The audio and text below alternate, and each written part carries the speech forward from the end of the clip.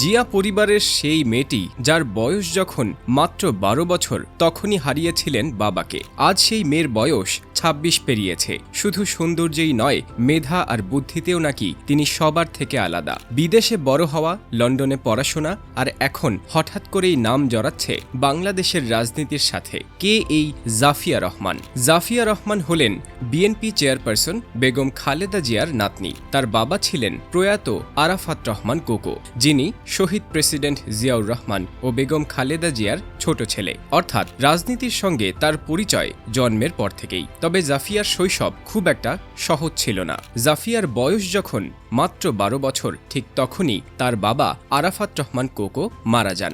এত অল্প বয়সে বাবাকে হারানো যে কতটা কষ্টের তা ভাষায় বোঝানো কঠিন। এই ঘটনাটি জাফিয়ার জীবনে বড় একটি ধাক্কা ছিল এবং এখান থেকেই তার জীবন অন্যদিকে মোড় নেয়। আরাফাত রহমান কোকো পরিবার নিয়ে বিদেশে থাকতেন। সেই কারণে জাফিয়ার স্কুল জীবন শুরু হয় দেশের বাইরে। ছোটবেলা থেকেই পড়াশোনায় ভালো ছিলেন তিনি। শোনা যায় প্রতিটি ক্লাসেই ভালো ফল করতেন এবং শিক্ষকদের কাছেও ছিলেন পছন্দের ছাত্রী। বাবার মৃত্যুর পর তার জীবনে দায়িত্ববোধ আরও বেড়ে যায়। এরপর জাফিয়া চলে যান লন্ডনে বড় চাচা তারেক রহমানের পরিবারের কাছে। সেখানে গিয়ে তিনি পড়াশোনা চালিয়ে যান। লন্ডনে একটি নামকরা শিক্ষা প্রতিষ্ঠানে ভর্তি হয়ে সুনামের সাথেই পড়াশোনা শেষ করেন বলে জানা যায়। বিদেশে থাকার কারণে তার চিন্তাভাবনা, জীবনযাপন ও দৃষ্টিভঙ্গি অনেকটাই আধুনিক হয়ে ওঠে। লন্ডনে থাকাকালীন সময়ে তিনি শুধু পড়াশোনাতেই সীমাবদ্ধ ছিলেন না, চারপাশের সমাজ, রাজনীতি আর বিশ্ব পরিস্থিতি খুব কাছ থেকে দেখার সুযোগ পান।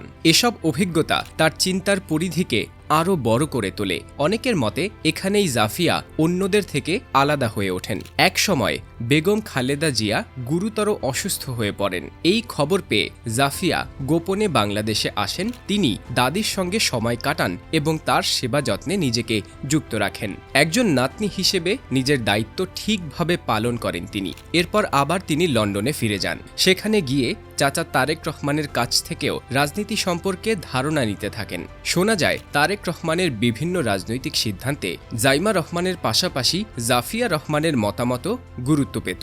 ধীরে ধীরে তিনি রাজনৈতিক আলোচনার অংশ হয়ে ওঠেন। এই কারণেই অনেকে মনে করছেন ভবিষ্যতে বিএনপির নতুন প্রজন্মের নেতৃত্বে জাইমা রহমানের পাশাপাশি জাফিয়া রহমানকেও দেখা যেতে পারে। তবে এখানেই প্রশ্ন আসে, জাফিয়া রহমান কি সত্যি রাজনীতিতে আসছেন? এখন পর্যন্ত তিনি নিজে কোথাও প্রকাশ্যে এমন কোনো ঘোষণা দেননি। সবকিছু এখনও নির্ভর করছে বেগম খালেদা জিয়া ও তারেক রহমানের সিদ্ধান্তের ওপর। পরিবার চাইলে তিনি সামনে আসতে পারেন, আবার চাইলে তিনি নীরবেই নিজের জীবন চালিয়ে যেতে পারেন।